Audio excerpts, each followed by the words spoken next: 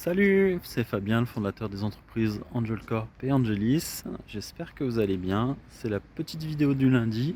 Après un bon week-end de repos, on a rattaqué la semaine. Et là, c'était une grosse journée sur Angelis et Angeos. On sort de l'EM Lyon, où on allait voir les étudiants pour leur parler de notre projet. On a un groupe d'étudiants qui ont travaillé sur une étude d'opportunité, une enquête qualitative et quantitative sur un nouveau projet. C'est super utile de solliciter les écoles de commerce, les écoles d'ingénieurs quand on démarre un nouveau projet, puisque ça permet pour des ressources modestes, surtout du temps, d'avoir un groupe d'étudiants qui, dans le cadre de leur formation, vont aider à faire des recherches, à faire un benchmark, à voir ce qu'il est possible de faire ou non. Et puis c'est très utile aussi pour les étudiants, pour leur présenter des cas concrets en lien avec une entreprise. Voilà, avoir des exercices pratiques et pas seulement théoriques.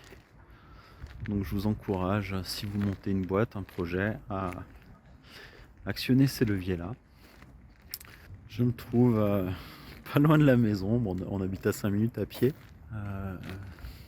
vers ce bâtiment qui est plutôt sympa, un vieux bâtiment ancien, et puis le planétarium de la ville de Saint-Étienne, où se déroulait d'ailleurs le TEDx Saint-Étienne ce week-end. Moi, j'ai pas pu y assister. C'est dur de tout faire, donc il faut faire des choix. Le M Lyon, donc, qui se situe ici, peut-être pas pour longtemps, puisque apparemment ils veulent fermer l'établissement de Saint-Étienne. On verra bien. Et puis on a la CCI aussi qui est là-bas. Tac. Où j'ai des rendez-vous de temps en temps. J'aime bien quand je peux démarrer le lundi en télétravail, puisque ça enlève un petit stress matinal de poser les enfants à l'école et ensuite de partir en voiture dans la circulation pour aller au bureau. Mais bosser tranquillement de la maison, ça enlève un petit stress. Et puis par contre, là, le reste de la semaine, je vais être au bureau, pas mal de points avec les équipes d'Angel Corp, d'Angelis,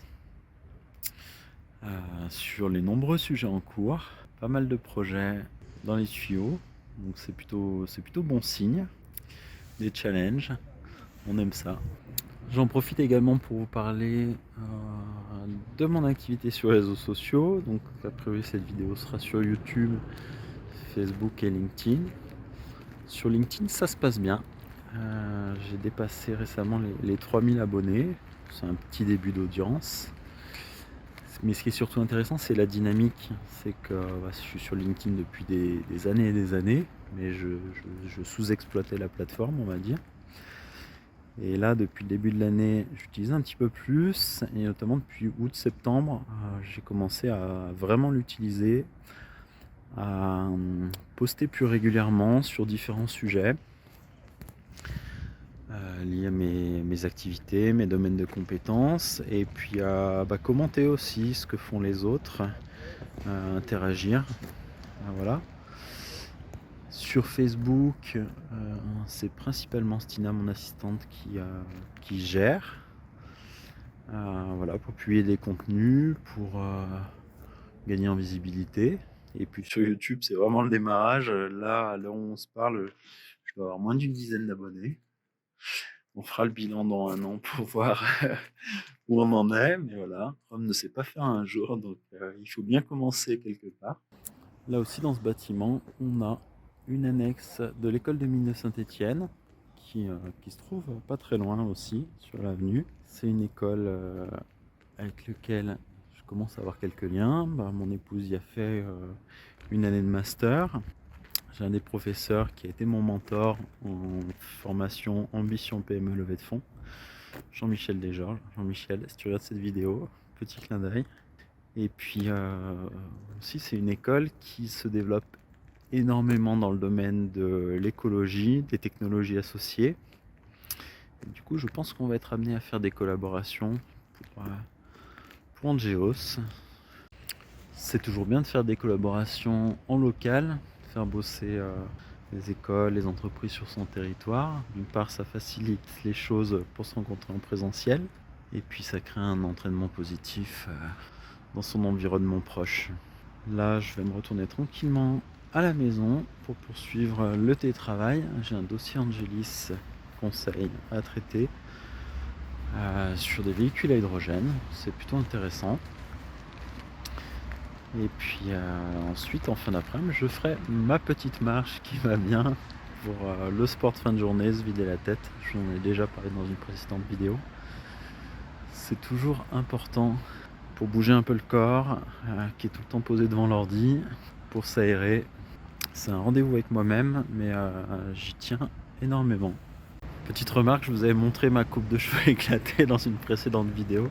Bon, elle n'a pas tenu, hein, je ne l'ai pas gardée, donc je suis revenu à des choses plus classiques. Je me sens plus à l'aise, et ça c'est important, il faut se sentir bien dans sa peau, bien dans ses bottes. Nous sommes le 20 novembre 2023, au moment où je tourne cette vidéo. C'est l'automne, du coup les arbres jaunissent, ils perdent leurs feuilles. Il fait un petit peu froid, mais on a vu pire. C'est pas la saison que je préfère, mais il y a un certain romantisme.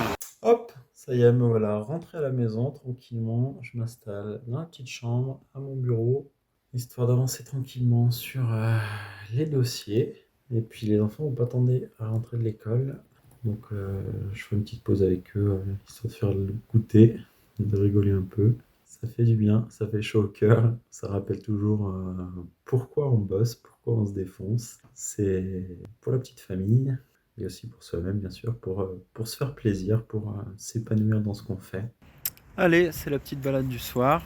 Bah, vu qu'on est au mois de novembre, il fait nuit à cette heure-là. Mais c'est pas grave, les rues sont à peu près éclairées. Et puis le but c'est surtout de marcher. C'est le bon moment où je profite aussi pour passer des coups de fil. Je le fais pas dans la journée parce que je préfère prendre des créneaux horaires pour me concentrer sur le boulot, sur les dossiers, faire des calls avec mon équipe et les entretiens plutôt avec des potes, avec des prospects ou des demandes d'informations. Je les cale plutôt sur la fin de journée. C'est pas mal comme ça.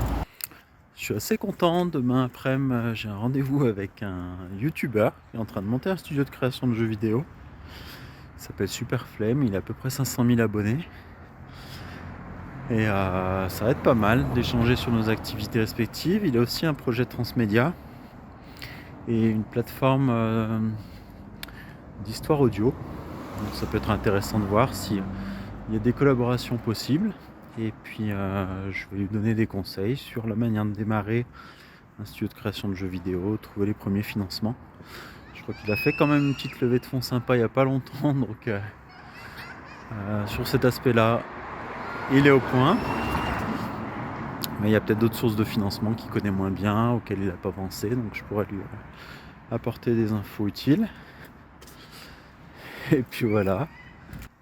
Un petit mot sur ça, ce qu'on appelle les partenariats stratégiques. Tout à l'heure je vous parlais des écoles, là ça peut être les entreprises, les influenceurs. C'est super important de nouer des partenariats pour accélérer le développement de l'activité, puisque tout seul on fait beaucoup moins de choses, on va beaucoup moins vite, alors qu'à plusieurs on est beaucoup plus fort. C'est tout l'intérêt d'une part de constituer une équipe, salariés, freelance, quels que soient les moyens, et puis d'autre part de trouver des partenaires avec d'autres entreprises, et même avec des assos, des structures publiques. C'est une énorme force. En parlant de partenariat stratégique, le plus important pour Angel Corp actuellement, c'est bien sûr avec notre éditeur Fire Squid. Ça fait bientôt 2 ans qu'on bosse ensemble. La collaboration se passe bien pour tout un tas de raisons. Et là, on est en train d'avancer fort sur la préparation de la campagne marketing, de lancement du jeu Blood Prince Academy. Et c'est beaucoup de boulot. On est sur beaucoup de réseaux sociaux. Là, les prochains posts qu'on va publier, ils sont sur Twitter, Insta, Facebook, TikTok, également sur les plateformes spéciales, sur Steam, sur Kickstarter et sur Reddit. Donc ça demande une sacrée organisation. Moi, je sais que personnellement, pour mes réseaux sociaux, je suis plutôt sur LinkedIn. Grosse préférence sur LinkedIn, dont je vous parlais tout à l'heure. Et je me fais aider chez mon assistante Stina, que je remercie, qui fera le montage de cette vidéo, qui m'aide énormément, préparer les posts, trouver des idées. Et puis après, selon l'inspiration, selon le feeling, je prépare les petits posts, je les mets en semaine et surtout le week-end. Parce que le week-end, il y a moins de monde. Et du coup, c'est plus facile d'être visible, d'être audible. En fait, il y a moins de monde qui poste, mais il y a pas mal de monde qui lit. Donc, ça permet d'atteindre une certaine audience. Et puis sur LinkedIn, j'expérimente toujours. Là, ce week-end, j'ai fait 3 posts. Un petit peu perso, famille, à propos de mon grand-père, qui est décédé très jeune, dans sa vingtaine. Et puis sur la résilience de ma grand-mère. Ça permet de faire des petits parallèles entre des histoires personnelles et puis des leçons de vie qui s'appliquent dans la vie perso comme dans la vie pro. Je fais un post sur mes expérimentations LinkedIn, justement. J'ai dépassé les 3000 abonnés. Et puis un dernier sur le projet de manga qui est en cours chez Angel Corp, qui avance bien, avec 2 mangaka, Guillaume et Johan. Et voilà, les premiers chapitres sont en train de prendre forme. Là, on est en train de faire des petites finitions pour pouvoir les envoyer aux entreprises qu'on avait rencontrées récemment au Japon, histoire de voir un peu ce qu'ils en pensent, s'il y a des possibilités de publication au Japon. Si c'est pas le cas, c'est pas grave. Au moins essayer d'avoir quelques retours pour améliorer ce qu'on fait. Voilà. Je me suis mis dans une petite rue un peu moins bruyante parce que dans les rues principales, il y a quand même pas mal de voitures qui passent. Et puis je fais ma petite balade là, à l'assaut de la colline. C'est bien, ça fait forcer un petit peu sur les jambes, les poumons, le cœur. Ça travaille le cardio.